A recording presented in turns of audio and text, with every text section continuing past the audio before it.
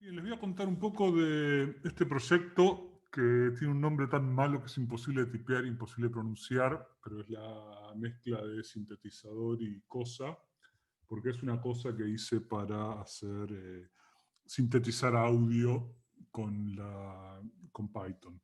¿Por qué? Porque es divertido. Para empezar, y acá hay un poco la idea del disclaimer. No soy un experto de audio, de síntesis, de la física, de todo esto. Manejo un poco los temas, pero la idea también fue un poco ir aprendiendo a medida que iba explorando todo esto, con lo cual es más bien compartirles mi experiencia y las cosas que aprendí que me parecieron divertidos que hablarles de 20 años de experiencia de cuáles son eh, las respuestas que le diría a mi yo joven, porque mi yo joven tiene un par de semanas menos que yo ahora, o sea que no hace mucha diferencia.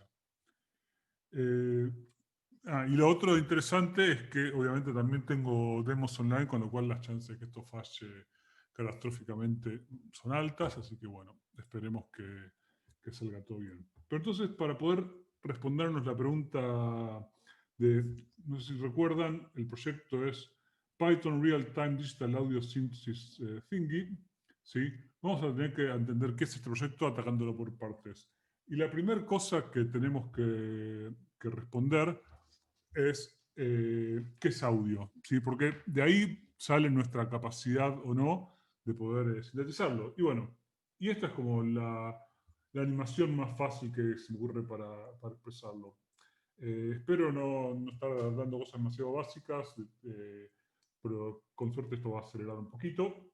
El audio básicamente es una medida de la presión del aire que uno siente en la oreja y la oreja puede traducir como señales al cerebro, ¿sí? Entonces, ¿cómo hacemos nosotros para cambiar, por ejemplo, esa presión del aire? Con un parlante, que lo movemos hacia adelante y atrás y cambia, empuja aire y cuando se va para atrás baja la presión, entonces nos traduce esas variaciones de presión que después el oído puede capturar y dice, este es audio que puedo escuchar. Y lo interesante de esto, ¿sí?, es que el audio es una función unidimensional del tiempo, ¿sí?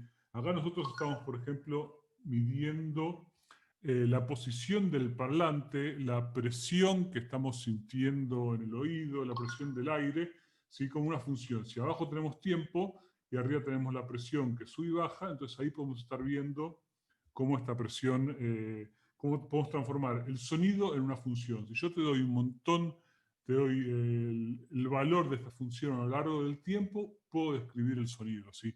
Y esto funciona, digamos, es cierto para sonidos que uno puede escuchar al mismo tiempo, uno puede escuchar un sonido grave y un sonido agudo al mismo tiempo, sigue siendo una sola función a lo largo del tiempo, donde estas cosas se mezclan y uno en la cabeza los puede ir separando, que son las cosas interesantes de todo esto, ¿no?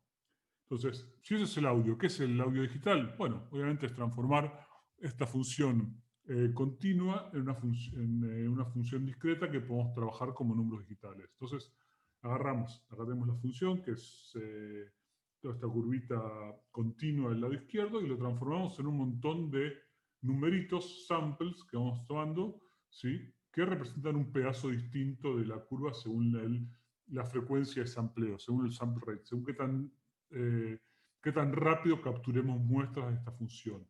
Entonces, digamos, acá vamos viendo cómo de A, B y C vamos aumentando la frecuencia de sampleo y tenemos una descripción mucho más pareja de la curva, ¿sí?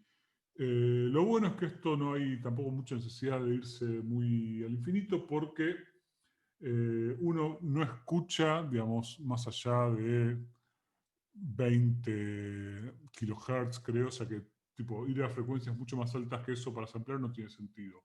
Excepto, obviamente, porque las cosas que nos dice nuestro amigo Nyquist, que no sé si ustedes pueden ver estas dos curvitas, puede ser bastante interesante, por eso son detalles de color, ¿sí? Como si en realidad el sonido del fondo, el sonido que real es el gráfico gris, y nosotros vamos obteniendo muestras con una frecuencia más baja, podemos creernos que estamos ampliando otra cosa. Eso se llama aliasing, ¿sí? Cuando nosotros hay una frecuencia más alta que nuestra frecuencia de sampleo, y entonces se transforma en una frecuencia baja que en realidad no está en el sonido original. Y es un efecto puramente del pasar las cosas a digital.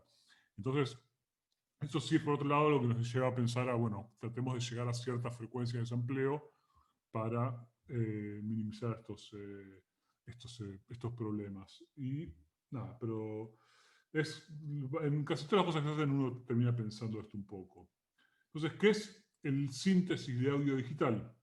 Síntesis de audio digital no es tanto hacer música, aunque normalmente los sonidos que uno utiliza se usan como instrumentos después en música, o hay gente que compone directamente con estas herramientas, pero es más bien la generación del sonido, que puede ser, como decía antes, instrumentos, o puede ser, no sé, sintetizar sonidos de la naturaleza, copiar una campana, o diseñar un sonido de una alarma para los peatones que sepan cuándo cruzar, o el sonido que hace la computadora cuando bootea, o el sonido de la alarma, o el sonido del OK. No todo es una nota de un instrumento que ya existe, sino que son sonidos que uno puede ir sintetizando. ¿Sí? Y esto es algo que se hace mucho también para efectos especiales, ese tipo de cosas. Con lo cual es como un nivel más abajo que en la creación de música es la creación de sonidos. Eh, algo así. Y bueno, entonces, ¿por qué es importante esto, poder hacerlo en tiempo real? ¿Qué quiere decir que lo hagamos en tiempo real? Obviamente, digamos, si lo único que tenemos que hacer para sintetizar sonidos es escribir una lista de números que representan los valores de presión, bueno, es escribir un programita que escriba eso. Entonces, ¿qué pasa con lo del tiempo real? El audio en tiempo real es bastante maldito, pues tiene un montón de problemas, ¿sí? Eso, ustedes si se imaginan, nosotros tenemos en la línea de arriba, esta es nuestra placa de sonido que está capturando audio. En la línea del medio, nosotros procesamos el audio que se capturó y sacamos una nueva señal. Y la línea de abajo es el audio que está saliendo por los parlantes, ¿no? Acá hay latencias de todo tipo en el medio, pero bueno, es una versión un poquito simplificada. Lo primero que va a hacer nuestra placa de sonido para empezar a captar el audio no es que nos va a dar un sample a la vez. ¿Por qué? Porque eso es muy poco eficiente. ¿Sí? Tener que hacer todo el loop de procesamiento por cada sample es bastante caro. Entonces lo que hace esto es agarrar y nos pasa a bloques. ¿Sí? Dependiendo de la velocidad del sistema, te va a permitir usar bloques más chiquitos, que es mejor, ¿sí? O más grandes, que es más eficiente. Entonces, si por ejemplo en el primer bloque que nos da, obviamente nosotros no estamos procesando nada porque no tuvimos un input antes y no está haciendo nada por los parlantes. En el segundo bloque que nos da, ¿sí? Nosotros mientras en el audio se está escuchando, mientras el micrófono está capturando el sample número 5, nosotros estamos recién procesando el sample número 1. ¿Sí? Entonces hacemos todo el procesamiento, procesamos los primeros 4 samples y la placa ya capturó los samples de 1 al 8. Y recién para el tercer bloque, ¿sí? Es decir, 8 samples después, en este caso ridículo de hacer 4 samples por bloque, estamos empezando a escuchar lo que es el sonido procesado del que salió del micrófono. Con lo cual hay un delay, un retraso, una latencia, ¿sí? Que es la parte como central de todo esto. ¿Sí?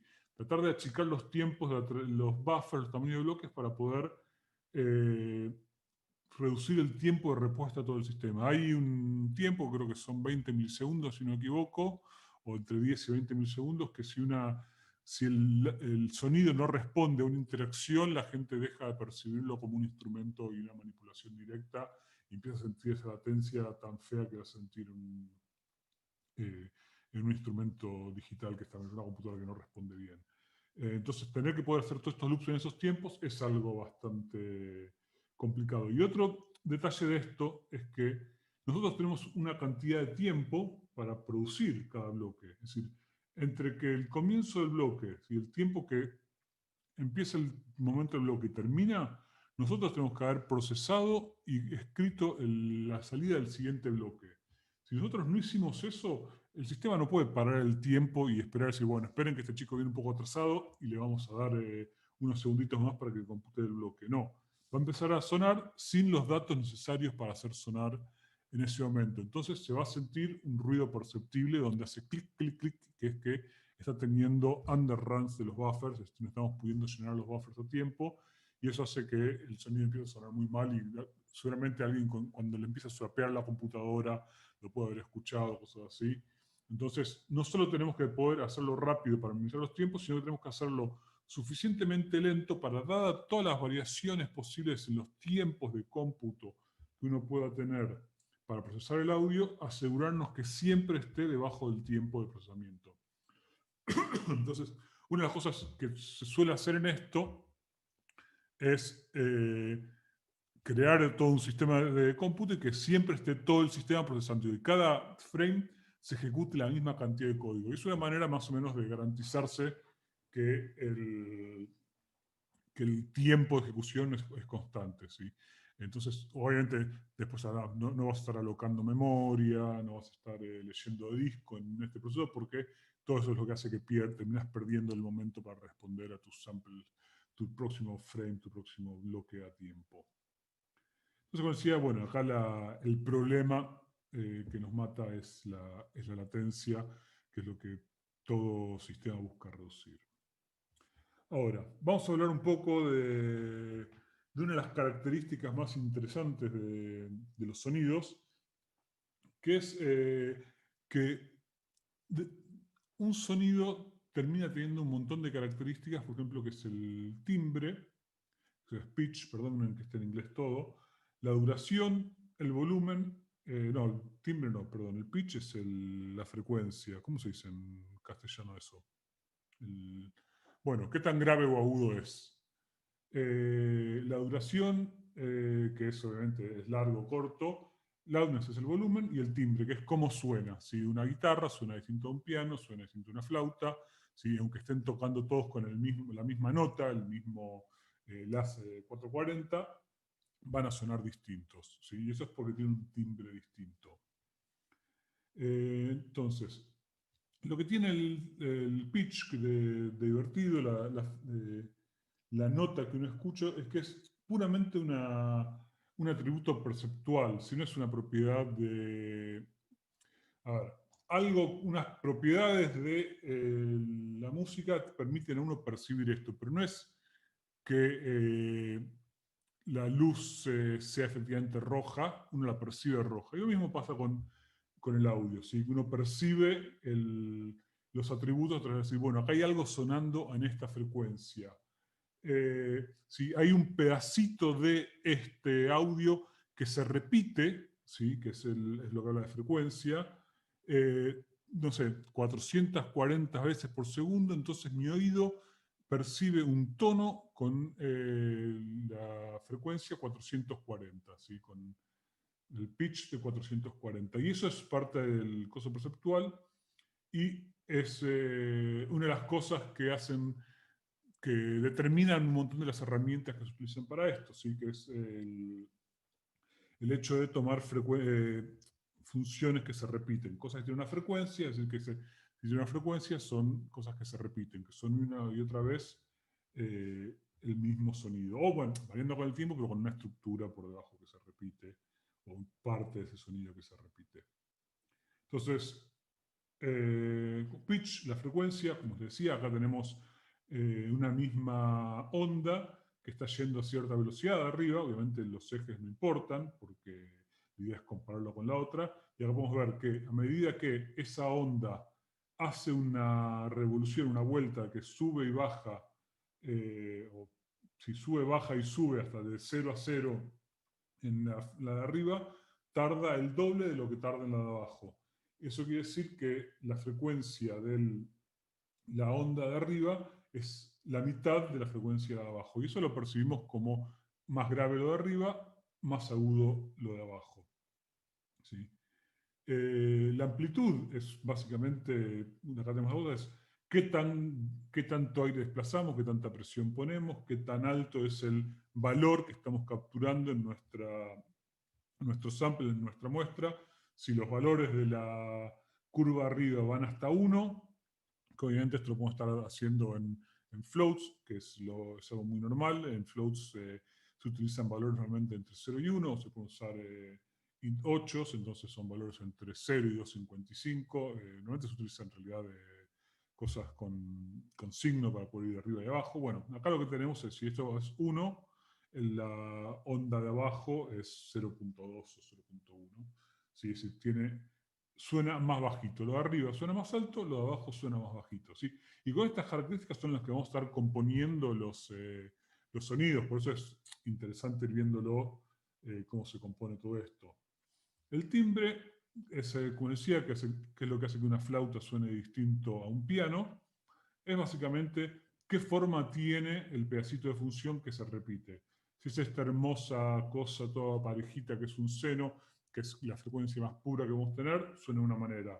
Si es esta cosa toda discontinua, dura y rasgada, que es una sawtooth, suena de otra manera completamente distinta. Tiene, ¿cómo se llama? Tiene mucho más overtones, ¿sí? No, son más sonidos que el fundamental de la frecuencia, básicamente, pero bueno, suena distinto. Si la formita que tiene hace que las cosas suenen distintos, ¿sí? Entonces, ¿de qué manera se componen la síntesis de audio? Eso tiene como mucha historia, que aún leer esto es súper divertido, como desde los comienzos toda la herencia que se va llevando de un lado para el otro se va tomando desde la parte de los sintetizadores analógicos, que es lo que estamos viendo acá. Estamos viendo un sintetizador analógico gigante. Si no me equivoco, esto es el Buchla, pero Buchla, o no sé cómo se pronuncia, pero no estoy seguro. Donde cada modulito lo que hace es genera un poquito de audio. Entonces vos les conectás el cable, lo conectás con otro modulito que toma ese audio, lo transforma un poquito, y lo conectás por el cable con el otro, y después sumás dos, y entonces después movés la perillita y suena un poquito más, un poquito menos, y así vas buscando el sonido que te divierte, y después hay algunas cosas que controlan el tiempo, entonces disparan un controlador de amplitud, entonces vas viendo cómo suena más fuerte, entonces haces algo parecido al instrumento, lo vas haciendo variar, y bueno, un montón de cosas. Todos estos componentes son los que determinan como la base de cómo se sintetiza audio, y estos son como los tres componentes principales. De hecho, hasta la terminología es de esa época, porque VCO, que son Voltage Control Oscillators, son osciladores controlados por voltaje, es decir, cuánto voltaje le ponías al oscilador en su entrada, determinaba, o determina todavía en los sintetizadores modulares, qué frecuencia es la onda a la salida del voltaje. Por otro lado, el amplificador del VCA, Voltage Control Amplifier, aumenta la amplitud de la señal en base al voltaje que le da de entrada, y el filtro, a través de un voltaje, controla parámetros del filtro. El filtro lo que puede hacer es que le saque la parte más aguda a un sonido, le saque la parte más baja, le cree un eco, le cree una reverberancia y un montón de cosas de ese estilo. Estos tres módulos, que son así como los más básicos, tienen unas diferencias de implementación que vienen mucho del tema analógico que hace electrónico, que hace que sean importantes, pero en naturaleza son lo mismo, ¿sí? ¿Cuál es la diferencia entre un oscilador y un LFO? Un LFO es un Low Frequency Oscillator, es decir, un oscilador en baja frecuencia. Para nosotros que estamos en la computadora es lo mismo, le cambiamos un parámetro de frecuencia para que baje mucho más y hacen exactamente lo mismo. Para alguien que está haciendo un LFO en electrónica no es tan igual. Pero bueno, un LFO también uno lo podría usar para ahorrar tiempo. Podría decir, en vez de generar cada sample un valor distinto para el oscilador de baja frecuencia, puedo generar un valor distinto para cada bloque. Entonces me ahorro un montón de trabajo de cómputo. Y eso es lo que hacen algunos sistemas que tienen como dos sistemas distintos de control. Uno que es a velocidad de sampleo y uno que es a velocidad de control, que normalmente se hace por cada bloque. Los amplifiers es algo que simplemente controla el volumen de manera de subir el volumen, y otros que son un poquito más interesantes, que es controlar el envelope, que se le dice, que es cuando uno dispara una nota, tiene la parte del ataque, que es cuando el golpe que recibe la cuerda o el plato, lo que sea, entonces tiene un pico, después ese pico decae, después se mantiene mientras la cuerda esté pulsada o lo que sea, y después cuando uno suelta el instrumento y afloja la nota, se termina de caer. Ese tipo de características son las que uno trata de capturar con un envelope para que las cosas suenen como un instrumento más o menos. Bueno, los filtros son filtros, ahí no hay más cosas que ir viendo. Y sí, en algún momento esto pasa a ser de Python, por ahora son las cosas con las cuales alrededor de lo que fui construyendo el coso. Entonces acá se pueden ver, volviendo a analogía de los sintetizadores modulares. Esto es un software que es una maravilla, se llama BSB Rack, que básicamente es un sintetizador modular por software. Entonces vos agarrás, tenés un montón de estos modulitos, y hay un montón de third parties que hacen modulitos, y los puedes ir cableando y vas jugando con todas las perillitas, y vas haciendo soniditos, y tenés haciendo osciloscopio, un montón de cosas para jugar. La verdad está muy bueno. Pero pueden ver que tratar de seguir el parche no es trivial, entender, digamos, todos obviamente se basan en saber qué hacen los componentes y qué hace cada perillita, y la verdad todavía no terminé de entenderlo, con lo cual lo que viene a continuación va a ser solamente una aproximación. La idea de esto así es como se ve una implementación de esto hecho en un sintetizador modular, haciendo parches con cablecitos, y así es como se ve haciendo lo mismo, pero utilizando Pure Data, que es uno de los sistemas más viejos no más viejos, ahí tenemos todos los de Music 5, como C-Sound y todo eso, que son bastante viejitos, pero esto es como uno que ha perdurado bastante, y acá surgió toda la parte de Maximus SP, que también está con la gente de, ¿cómo se llama este? Bueno, bastante popular también varios sistemas para hacer audio. La idea es que dibujan cajitas, estas cajitas, esto es programación gráfica, es ese mismo parche, pero desarmado en cajitas y conexiones un poco más primitivas, ¿sí? No tantas cosas tuneadas, ¿sí?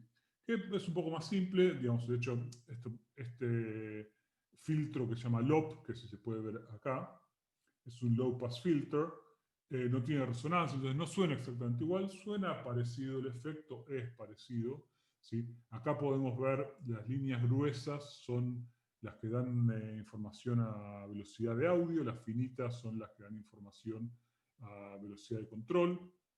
Entonces acá pueden ver como la frecuencia del filtro pasa abajo, lo estamos controlando en velocidad de control, que es una línea finita, es decir, y si en el mismo envelope, que es esto, ¿sí? Es un chino de andar todo esto, perdónenme.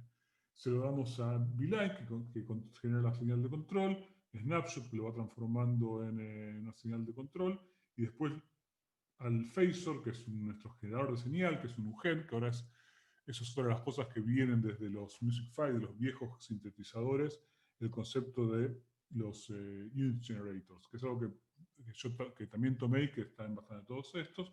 Bueno, pasa por el filtro paso abajo, se multiplica por el envelope para controlar el ataque y todo eso, y termina saliendo por el Digital to Analog Converter, ¿sí? Es bastante interesante. Creo que lo divertido de esto de ver, lo que podemos ver, es que esto es un grafo acíclico. ¿Sí? Primero vemos que es un grafo, ¿no? Que una buena manera de expresar el cómputo, y de ahí viene toda la parte del éxito de esta programación gráfica, es que los parches de sonido se pueden expresar como grafos. Y una de las características, que no lo van a ver acá, pero es algo que te pide Pure Data, es que sea acíclico. Entonces es un Directed Acyclic Graph. Y acá no hay ningún ciclo. Si la salida del op no puede ir al phasor, porque ahí estarías creando un ciclo. Se pueden hacer sends y que después en el siguiente bloque puedas leer y escucharlo como si tuvieras un micrófono que llega un bloque después. Sí, se pueden hacer un montón de cosas así, pero el hecho de que uno pueda pensar el parche de manera acíclica hace que sea mucho más fácil todo, y básicamente es lo que te permite trabajar en bloques, ¿sí? Porque siempre, si no, podrías hacer un loop de un sample de diferencia, y entonces no podés calcular el siguiente sample de un proceso, tengo que calcular todos los inputs, y todos los inputs dependen del output de del sample anterior, entonces tiene que ser uno por uno, y se vuelve bastante caro y engorroso. Pero entonces la manera de expresar esto mismo en Python usando ThinThingy es un poco así. Describimos el envelope con los parámetros que es así, ¿sí? El ataque, queremos que esto suba rápido hasta un segundo, dure 10 milisegundos, después decaiga por un segundo hasta 0.5 amplitud, y después cuando uno suelte la tecla que baje en 0.2 segundos, ¿sí? Entonces, ¿cómo leemos esto? Tenemos un SO analógico, ¿sí? Este es un generador de señal, un UGEN, un oscilador, que genera el serruchito ese que vimos al comienzo, pero genera una versión distinta que es analógica, es decir, está sampleado, está tomado, robado de ese rack, de hecho la formita, de para parecerse más en sonido a los analógicos, no es un serruchito puro, sino que es un poco, imita la curva que haría un generador analógico de este sonido. Después esto lo pasamos por un filtro paso abajo, ¿sí? El cual toma este parámetro, que es el cutoff del filtro, si empezar a recortar frecuencias altas que sean más altas que esto, ¿sí? 680 más 8 por el envelope, ¿sí? Esto es que tengo un poquito de resonancia. Esto lo que va a hacer es, si yo lo multiplico por el envelope es un valor que se mueve cada vez que uno aprieta una nota, cada vez que uno dispara el envelope, entonces va a hacer que el filtro vaya cambiando cómo suena la nota, porque le va filtrando parte distinta del sonido a medida que lo hace, ¿sí? Y después lo multiplico por otro envelope. Creo que algo bueno para hacer en este momento, si lo tengo, si no, es ver esto que le estoy diciendo, cómo suena efectivamente.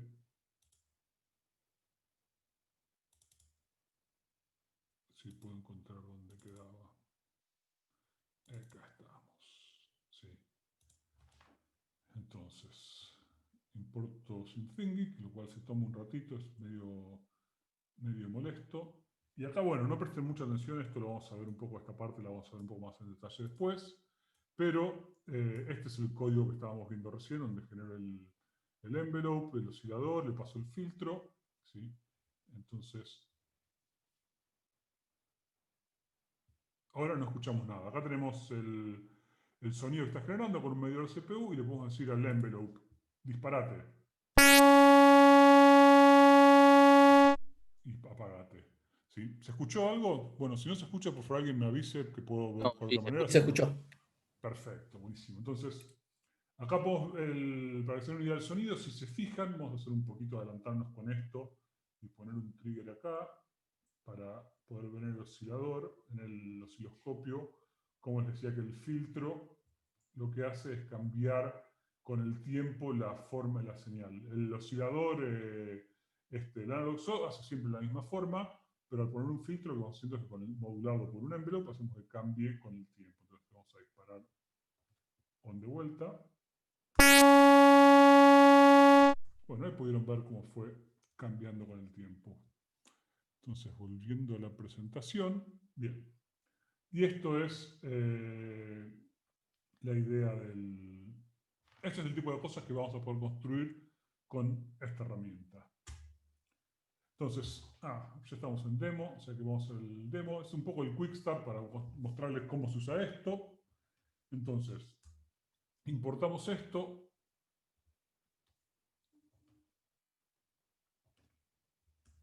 Ahí estamos. De vuelta tomo un ratito porque después les voy a contar las cosas que hace nuestro amigo Numba por detrás.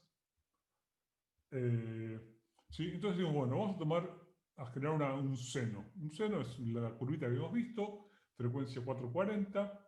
¿Sí? ¿Qué se puede hacer con esta señal? Seno es un objeto señal que generamos un unit generator, un UGen, una subclase de señal.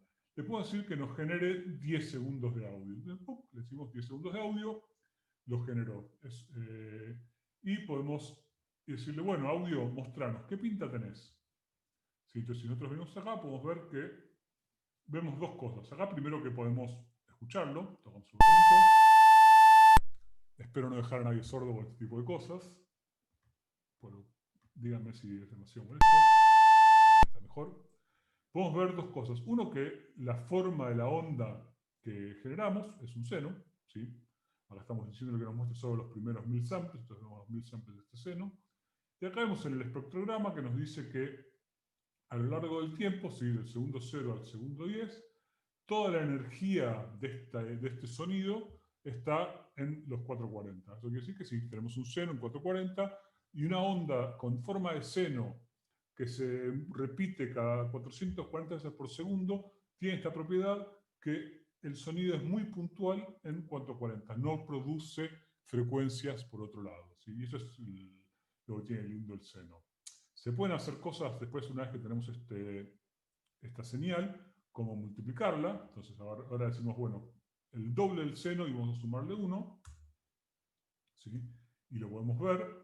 Entonces vamos a ver que La frecuencia sigue siendo 440, pero acá lo que vemos es que esto va entre -1 y 3, ya que lo duplicamos y le sumamos 1, ¿sí? Entonces en vez de ser -2 a 2 va por ahí. Y si lo escuchamos, suena igual, porque acá lo que importa es, más allá de que la amplitud supere 1.0 y esté un poquito más alto, ¿no? O pueda empezar a clipear y hacer ruidos raros, que me parece que no lo estaba haciendo por ser ir más allá de 1.0, es el mismo dibujito que se repite una y otra vez. Entonces, en general, eso suena igual, ¿sí? Lo que podemos hacer también es multiplicar no solo por números, sino frecuencias, señales con señales. Entonces ahora estamos agarrando el seno y lo vamos a multiplicar por el seno para generar otra nueva onda, otra nueva señal que vamos a estar viendo. Acá ya lo que vemos que pasó es que cambió la frecuencia en la que esto estaba. ¿Por qué? Porque si se fijan, esto no baja nunca de cero. Es decir, si nosotros estamos multiplicando o poniéndolo al cuadrado, todos los valores que sean por debajo de cero, vas a multiplicar al cuadrado, van a pasar a ser positivos. Entonces lo que vas a tener es algo que tiene un pico donde tenía picos positivos y tiene otro pico positivo donde tenía picos negativos. Entonces tiene el doble de picos máximos que tenía antes y cada vez que cruza el cero, ahora vas a tener un pico negativo, un mínimo, ¿sí? Entonces, bueno, como pueden ver, vamos a bajar un poquito de volumen, esto suena, digamos, suena igual, tiene el mismo timbre, pero suena más agudo. Y también se pueden hacer cosas como, ¿cómo vamos de tiempo? Voy a empezar a probar un poquito, como modular, ¿sí? Entonces acá lo estoy haciendo al seno, estoy dando como parámetro un seno, es decir, diciendo, varía la frecuencia de esta señal tomando como frecuencia esta otra señal, ¿sí? Entonces algo que pueden ver, ¿sí? Que la frecuencia varía, sube y baja, ¿sí? Esto se escucha, como se imaginan, algo que sube y baja en frecuencia. Y acá es muy difícil de verlo, pero pueden ver que acá hay menos densidad, porque en esos momentos es más baja la frecuencia. ¿Sí? Podemos modular la amplitud también, ¿sí? Y tenemos, cuando modulamos la amplitud, acá vamos a ver lo mismo, donde, como pueden ver, la intensidad que va subiendo y bajando de la curva, que suena como se imaginan. Y acá podemos usar parámetros que nos permiten parametrizar esto. Si ahora hacemos un parámetro que se llama frecuencia en 440 y tenemos una señal que ya vimos en 440, no lo voy a mostrar, pero también podemos setearle la frecuencia a 880, ¿sí? Entonces ahora lo que tenemos es la misma señal, ahora genera algo distinto, ¿sí? Pero lo que tiene de bueno esto, que una vez que definimos un parámetro, se puede hacer cosas como venir acá, ¿dónde está acá? ¿Sí? Y moverlo, ¿sí? Entonces, ahora vamos a hacer esto un poco.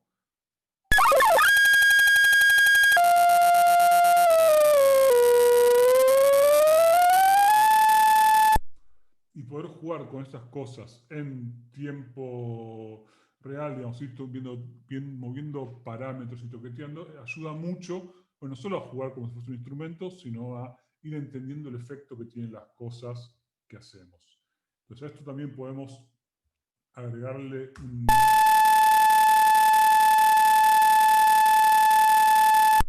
analyzer, que lo que nos permite ver es la respuesta de frecuencia. Entonces esto estamos en 423, 434, es el piquito acá, ¿sí? Que es el valor de la frecuencia que le dimos. Entonces, si yo muevo esto a la derecha, no lo voy a hacer porque me estoy quedando sordo y no tengo una manera de modificar el volumen de esto.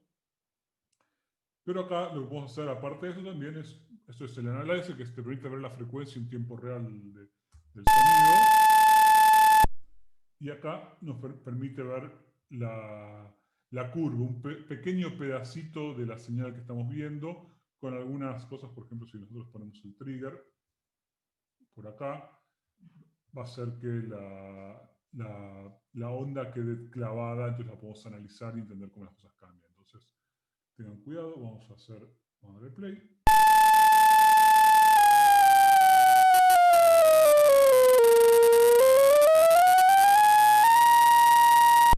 ahí pueden ver cómo a medida que subía y bajaba la frecuencia, la onda se iba ensanchando o achicando, haciendo exactamente lo que uno esperaba, que es que genere la frecuencia. Bueno, tenemos acá el serrucho y un square, que es, ya lo conocen. El square es una onda es interesante, es como bastante discontinua, es bastante poco natural. Y lo que podemos ver que este dibujo que se repite 440 veces por segundo, no solo tiene una ¿cómo se llama? Intensidad en la frecuencia 440, sino que tiene toda esta serie de armónicos, ¿sí? Que hace que suene un poquito más a ruido, que tenga un sonido distinto al seno, como pueden ver con eso. Bien, y también se pueden poner filtros, que es lo que habíamos visto antes en el BCD Rack. Volviendo a la presentación. Sí. Esto fue algo muy divertido que terminé armando después de una linda charla de Twitter. ¿Cómo se pueden componer señales en SymThingy? ¿Sí? El primero, bueno, construimos la señal seno. Después, si nosotros creamos otra señal y le pasamos como parámetro la otra señal, estamos construyendo nuestro parche. Estas señales van guardando las referencias que mantienen y después, al momento de computar, van a generar un árbol que nosotros vamos a poder observar para crear la lista de pasos para procesarlo. ¿Sí? Usar chaining, que es, digamos, el filtro, lo que hace es agrega métodos a las señales. Entonces acá, por ejemplo, directamente en vez de hacerlo de arriba, hacemos de abajo, porque es mucho más práctico y podemos así ir encadenando funciones de una manera más prolija, o usando pipes. Si no queremos hacer cosas como lo primero porque nos parece feo, lo segundo porque no, es una extensión nuestra, podemos decirle al seno que se pipee a esta otra clase y así vamos conectando haciendo métodos chaining. Estos tres mecanismos generan exactamente el mismo parche, ¿sí? que los tres. Entonces, nada, son distintas maneras de hacer lo mismo. La señal es algo divertido de esto, es que... Perdón, Luciano, que te Sí, interrumpa. señor. Nos vamos pasando un poco del tiempo. Si podríamos Bueno, ir para el resto de las charlas que no terminamos muy tarde después. dale, acelero. Gracias. Bueno, esto lo vamos a ver. ¿Cómo hacemos audio rápido? Vamos a hablar. NumPy nos permite hacer un montón de procesamiento rápido, es decir, nosotros todos los samples son arrays de NumPy, que los vamos pasando, pero a veces, aún con nuestra mejor intención y capacidades, escribir NumPy es bastante lento porque requiere loops y cosas de Python. Entonces para eso usamos Numba, que básicamente compila código cuando lo importamos. Eso hace que tarde un poquito en importar, pero que podemos escribir métodos que sean bastante rápidos.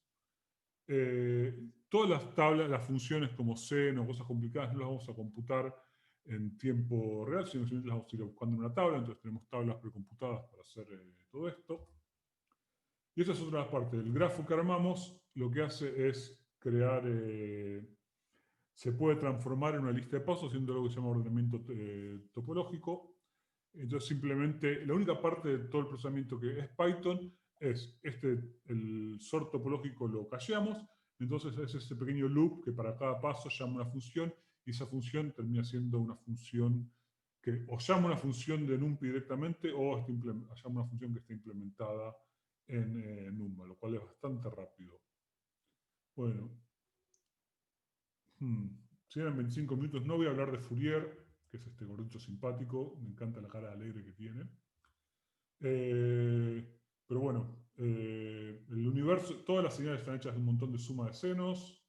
Acá podemos ver cómo con senos podemos ir describiendo cualquier otra señal. Estoy yendo rápido porque la verdad creo que me zarpé de la cantidad de contenido que puse. Sí, son dos maneras de verlo esto. Acá lo que podemos ver es la suma de senos acá de distinta amplitud. ¿Sí? Creo que lo importante acá que lo voy a mostrar es que todas las funciones se pueden pensar, todas las funciones que se repiten se pueden representar con una suma de senos. ¿Sí? Entonces, y eso lo vamos a poder ver haciendo esto.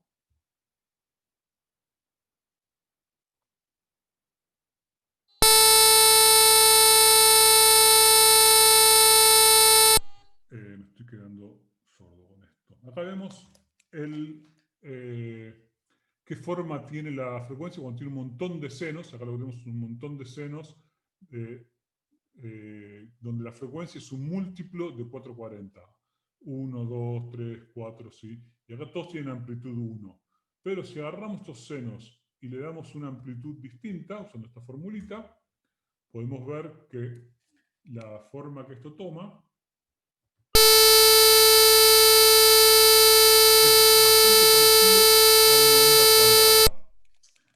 y a medida que nosotros vayamos agregando más y más senos, más parecido es. Y después pueden ver esto, está online, o debería estar. También podemos, cambiando los valores, simplemente tener el serrucho, tener un triángulo y ese tipo de cosas. Si solamente, y esto es lo que se llama síntesis aditiva.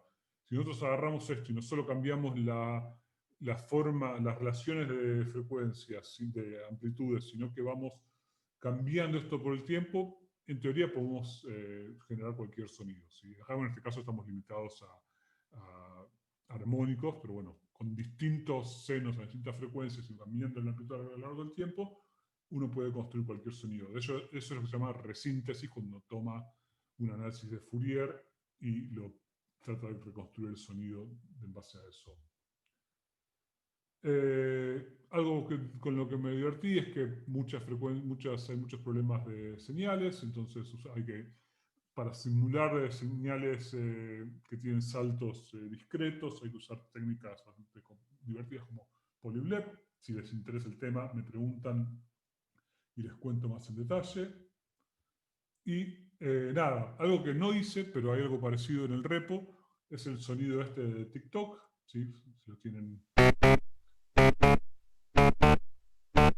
¿Sí? Que si lo lupeamos suena, parece que es algo que suena infinitamente, se repite, que lo bueno es que si le hacemos un pequeño análisis del espectrograma, podemos ver que no es más que una nota que hace do sostenido, re sostenido, y así va repitiendo, son 12 golpes, ta, ta, ta, ta, ¿sí? 12 golpes, que son 12 pasitos, y después vuelve al comienzo. Y lo otro que podemos ver es como estos sonidos simplemente los va repitiendo en diferentes octavas y les va a bajar, es decir, este es el doble de frecuencia y le va cambiando el audio. O sea que tomando este espectrograma podríamos tratar de reconstruir el sonido de TikTok bastante parecido. Creo que es algo que en algún momento, si te encuentro el tiempo, voy a hacer. Si se fijan esto es una ilusión auditiva basada en el tono de Shepard o la escala de Shepard. Hay bastante información de esto en Wikipedia e Internet. Y hay un ejemplo en el repo de cómo generar un tono continuo que parece que está subiendo y subiendo y subiendo. Y ahora sí, para hacer un poquito de tiempo, con mil disculpas por las extensiones, es el final. Muchísimas gracias. Hay un par de preguntas en el canal de Telegram de NTPR. No sé si querés que te las lea o las lees vos directamente. Las leo. Si veo SimThinking evolucionando hacia algo parecido a FoxDot y Super Collider. No sé qué es FoxDot. Me imagino sí algo parecido a Super Collider. Creo que hay mucho valor en programar sonidos en algo que no sea, que sea un lenguaje que uno conoce. La verdad me aburría bastante tener que aprender Super Collider y a leer cosas que no conocía, con lo cual es un entorno muy parecido. No creo que nunca llegue obviamente a tener la diversidad o la comunidad que tiene Super Collider, y FoxDot lo voy a investigar a ver qué es. Bien, siguiente pregunta, ¿dónde estamos?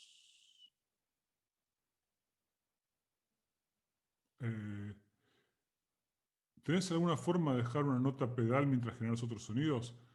Sí, una nota pedal uno puede agarrar y decir, bueno, pongo un seno y simplemente sumás dos señales, esta señal que es mi nota pedal y esta otra señal que son los otros sonidos que estoy generando, yo calculo la suma y me genero una señal nueva que son las dos cosas sonando al mismo tiempo. Que es así de básico como para ir haciendo música con el tipo de cosas. ¿Sí? Eso lo pueden ver, por ejemplo, en el sonido del Shepard Tone, lo que es la suma de un montón de senos a los cuales le voy variando la frecuencia por el tiempo, y no es más que eso. Entonces ahí se genera el efecto de cosas que le voy variando la frecuencia y la amplitud con el tiempo. Y perdón por lo del audio, no sé cómo controlar el volumen de esto mientras suena por Zoom. Bueno, eso es todo entonces. Muchísimas Muchísimas gracias, gracias, Lucio. gente.